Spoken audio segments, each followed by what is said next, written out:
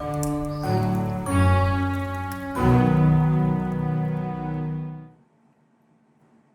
beautiful people. We are going to read chapters 6 through 10 of Charlie and the Chocolate Factory tonight. So, without further ado, Chapter 6 The First Two Finders. The very next day, the first golden ticket was found. The finder was a boy called Augustus Gloop, and Mr. Bucket's evening newspaper carried a large picture of him on the front page.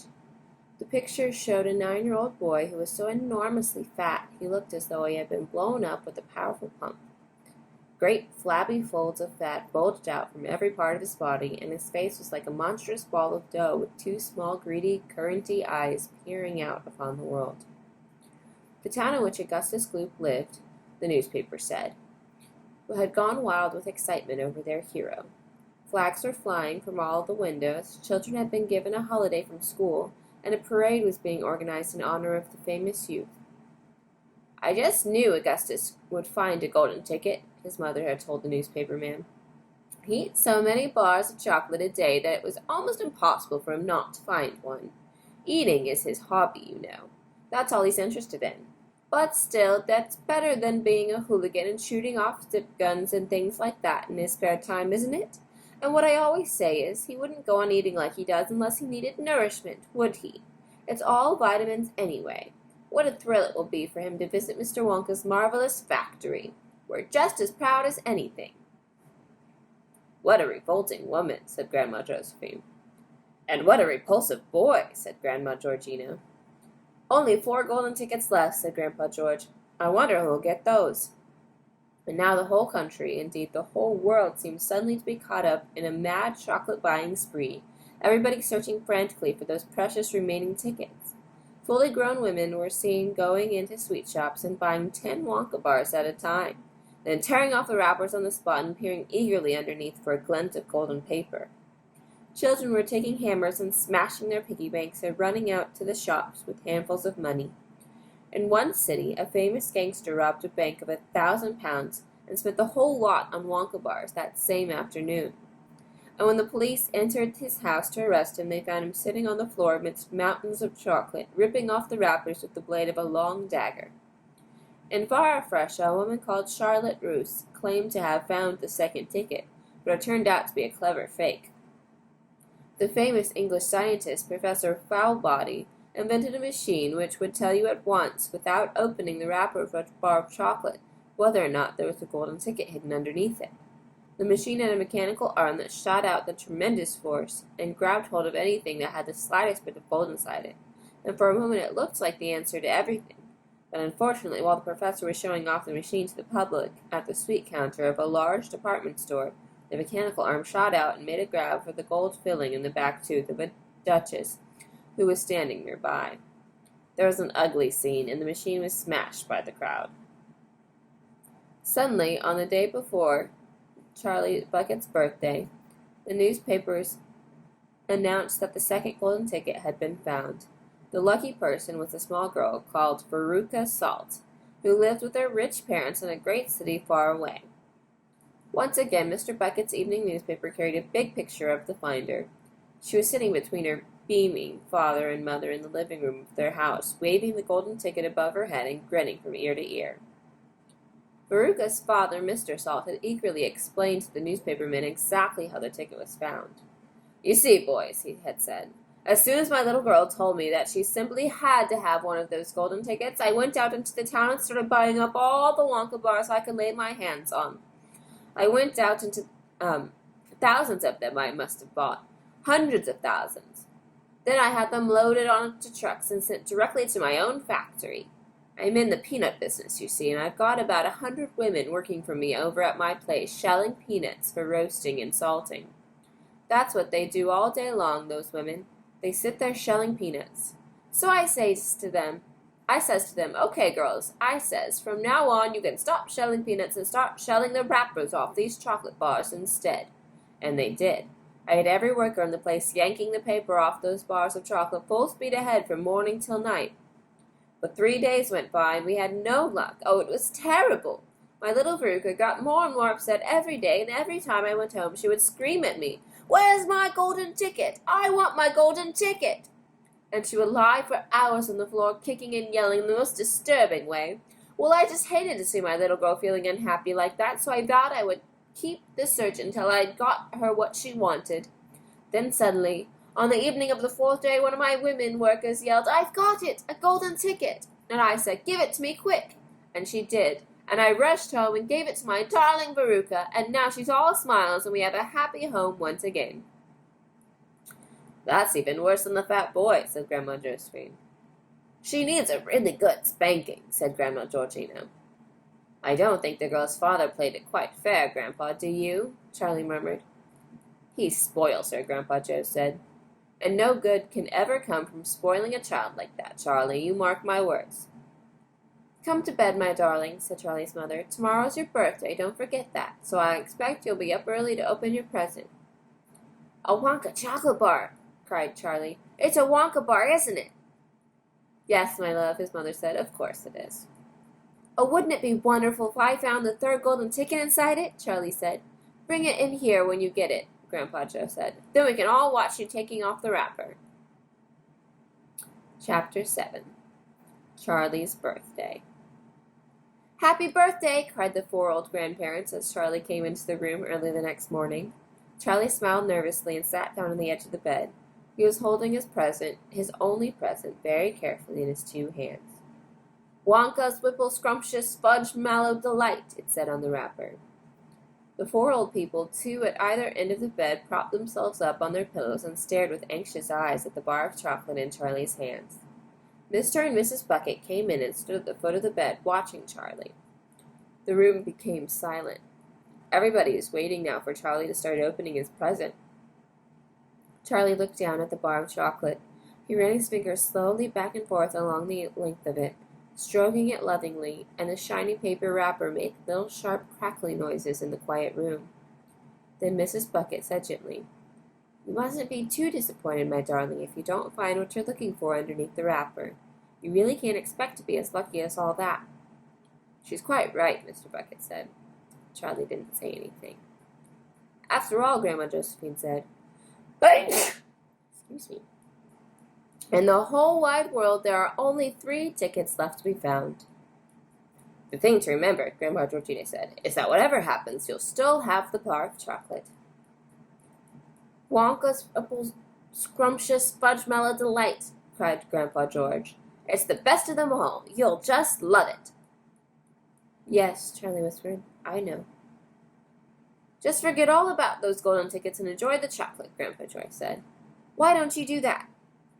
They all knew it was ridiculous to expect this one poor little bar of chocolate to have a magic ticket inside it, and they were trying as gently and as kindly as they could to prepare Charlie for the disappointment.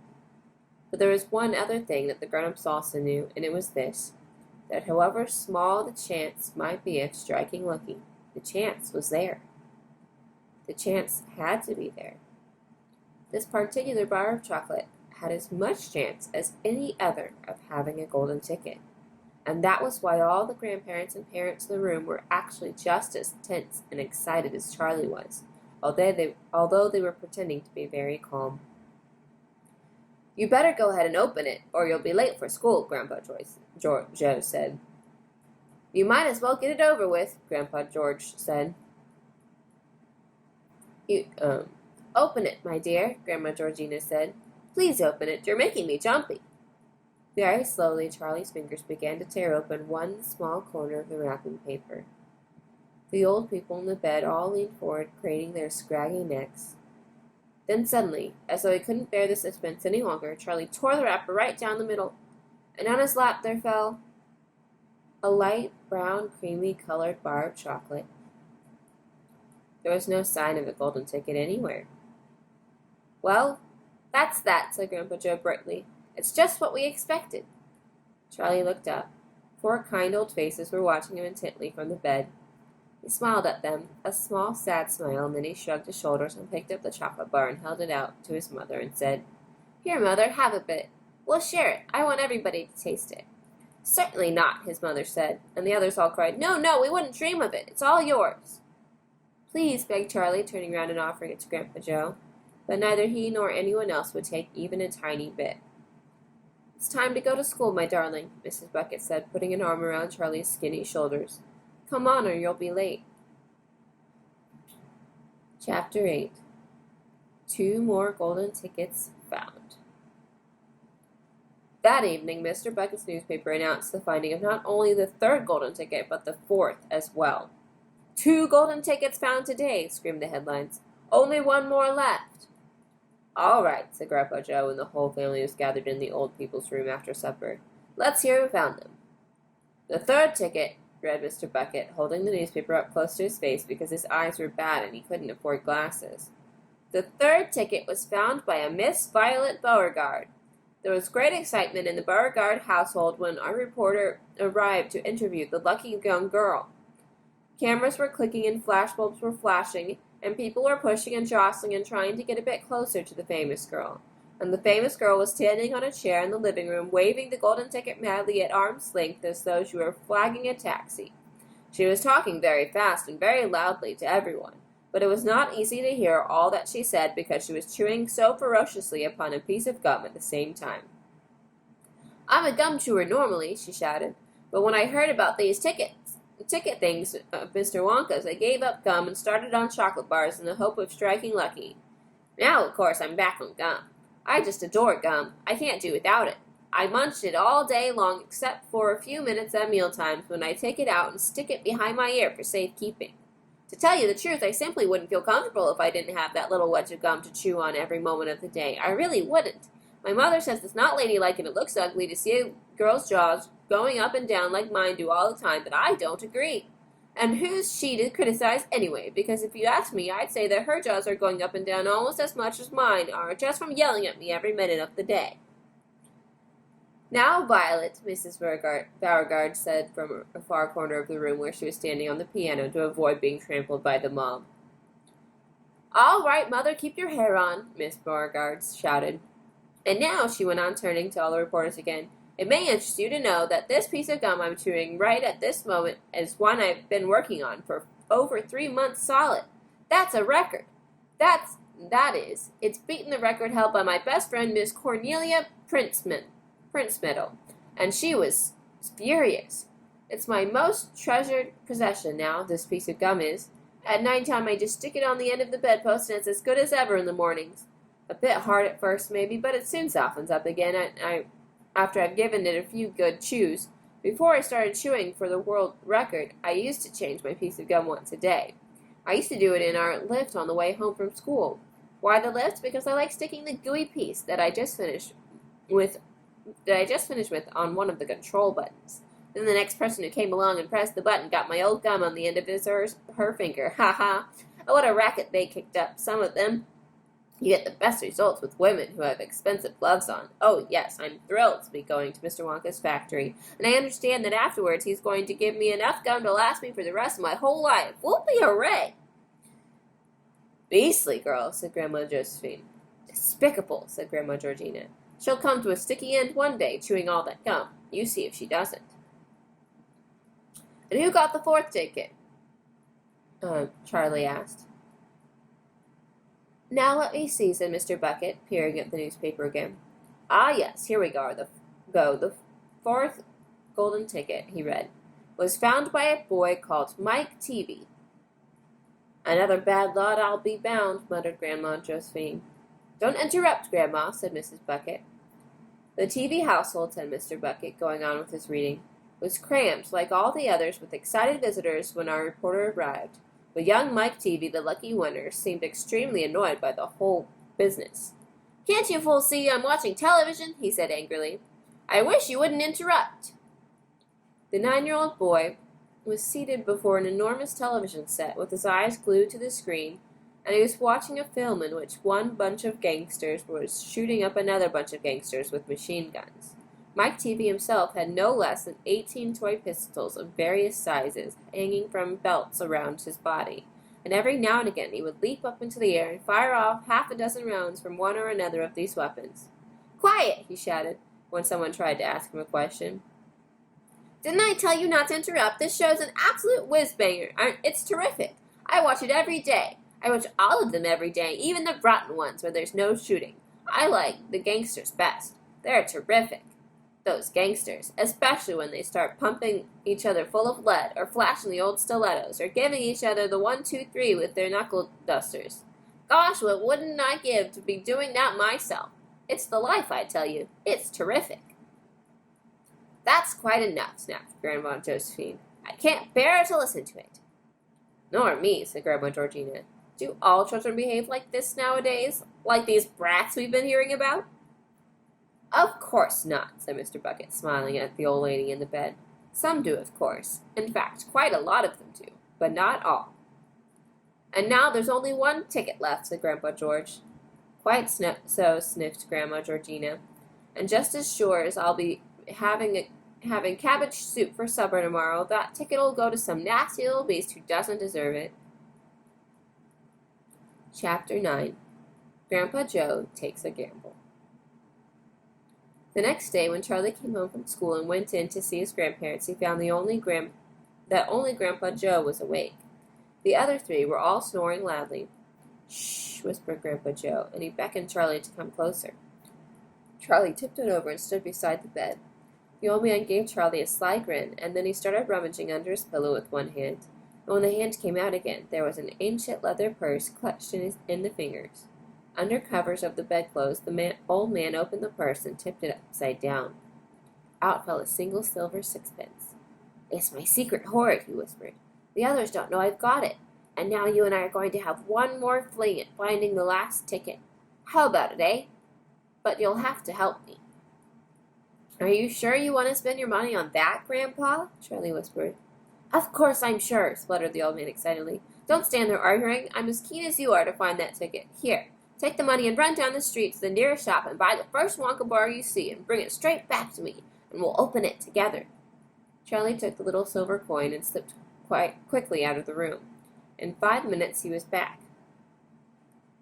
Have you got it? Whispered Grandpa Joe, his eyes shining with excitement. Charlie nodded and held out the bar of chocolate. Wonka's Nutty Crunch Surprise, it said on the wrapper. Good, the old man whispered, sitting up in bed and rubbing his hands. Now, come here. Come sit close to me and we'll open it together. Are you ready? Yes, Charlie said. I'm ready. All right, you tear off the first bit. No, Charlie said. You paid for it. You do it all. The old man's fingers were trembling most terribly as they fumbled with the wrapper. We don't have a hope, really, he whispered, giggling a bit. You do know we don't have a hope, don't you? Yes, Charlie said, I know. They looked at each other and both started giggling nervously. Mind you, said Grandpa Joe, there is just that tiny chance that it might be the one, don't you agree? Yes, Charlie said, of course. Why don't you open it, Grandpa? All in good time, my boy, all in good time. Which end do you think I ought to open first? That corner. The one furthest from you. Just tear off a tiny bit, but not quite enough for us to see anything. Like that, said the old man. Yes, now a little bit more. You finish it, said Grandpa Joe. I'm too nervous. No, Grandpa, you must do it yourself. Very well, then here goes. He tore off the wrapper. They both stared at what lay underneath. It was a bar of chocolate. Nothing more. All at once they both saw the funny side of the whole thing, and they burst into peals of laughter.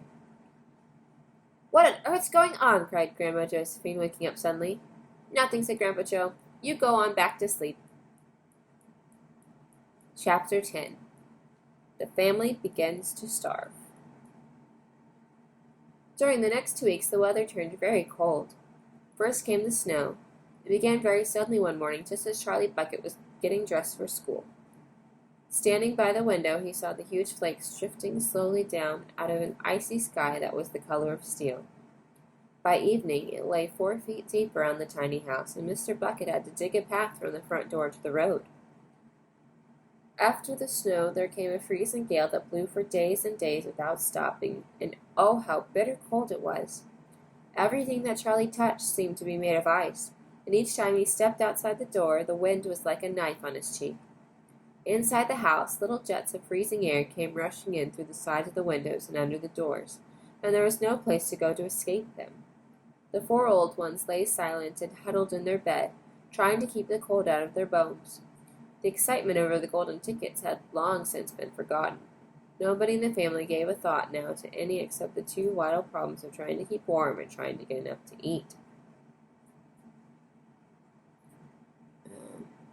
There's something about very cold weather that gives one an enormous appetite. Most of us find ourselves beginning to crave rich steaming stews and hot apple pies and all kinds of delicious warming dishes. And because we are all a great deal luckier than we realize, we usually get what we want, or near enough. But Charlie Bucket never got what he wanted because the family couldn't afford it, and as the cold weather went on, he became ravenously and desperately hungry. Both bars of chocolate, the birthday one and the one Grandpa Joe had bought, had long since been nibbled away, and all he got now were those thin, cabbagey meals 3 times a day. Then all at once, the meals became even thinner. The reason for this was that the toothpaste factory, the place where Mr. Bucket worked, suddenly went bust and had to close down. Quickly, Mr. Bucket tried to get another job, but he had no luck. In the end, the only way in which he managed to earn a few pennies was by shoveling snow in the streets. But it wasn't enough to buy even a quarter of the food that 7 people need. The situation became desperate. Breakfast was a single slice of bread for each person now, and lunch was maybe half a boiled potato. Slowly but surely, everybody in the house began to starve. And every day, little Charlie Bucket, trudging through the snow on his way to school, would have to pass Mr. Willy Wonka's giant chocolate factory. And every day, as he came near to it, he would lift his small pointed nose high in the air and sniff the wonderful sweet smell of melting chocolate. Sometimes he would stand motionless outside the gates for several minutes on end, taking deep swelling breaths as though he was trying to eat the smell itself. "That child," said Grandpa Joe, poking his head up from under the blanket one icy morning, "that child has got to have more food. It doesn't matter about us, we're too old to bother with, but a growing boy can't go on like this. He's beginning to look like a skeleton." "What can one do?" murmured Grandma Josephine miserably. "He refuses to take any of ours. I hear his mother tried to slip her own piece of bread onto his plate at breakfast this morning, but he wouldn't touch it. He made her take it back." "He's a fine little fellow," said Grandpa George. "He deserves better than this." The cruel weather went on, and every day Charlie Bucket grew thinner and thinner. His face became frighteningly white and pinched. The skin was drawn so tightly over the cheeks that you could see the shapes of the bones underneath. It seemed doubtful whether he could go on much longer than this without becoming dangerously ill. And now, very calmly, with that curious wisdom that seemed to come so often to small children in times of hardship, he began to make little changes here and there in some of the things that he did, so as to save his strength. In the mornings he left the house 10 minutes earlier so that he could walk slowly to school without ever having to run. He sat quietly in the classroom during break, resting himself, while the others rushed outdoors and threw snowballs and wrestled in the snow. Everything he did now he did slowly and carefully to prevent exhaustion. Then one afternoon, walking back home with the icy wind in his face, and incidentally feeling hungrier than he had ever felt before, his eye was caught suddenly by something silvery lying in the gutter, in the snow. Charlie stepped off the curb and bent down to examine it. Part of it was buried under the snow, but he saw at once what it was. It was a 50-pence piece. Quickly he looked around him. Had somebody just dropped it? No, that was impossible because of the way it was buried. Several people were hurrying past him on the pavement, their chins sunk deep in the collars of their coats, their feet crunching in the snow. None of them was searching for any money. None of them was taking the slightest notice of the small boy crouching in the gutter. Then was it his, this 50-pence? Could he have it? Carefully, Charlie pulled it out from under the snow. It was damp and dirty, but otherwise perfect. A whole 50-pence. He held it tightly between his shivering fingers, gazing at it. It meant one thing to him at that moment, only one thing. It meant food. Automatically, Charlie turned and began moving toward the nearest shop. It was only 10 paces away. It was a newspaper and stationery shop, the kind that sells almost everything, including sweets and cigars. And what he would do, he whispered quickly to himself. He would buy one luscious bar of chocolate and eat it all up, every bit of it, right then and there. And the rest of the money he would take straight back home and give to his mother. All right. Well, that's the end of chapter 10, so we'll have to wait till tomorrow night to hear the rest. I wonder if Charlie gets that golden ticket. I guess we just won't know until tomorrow night.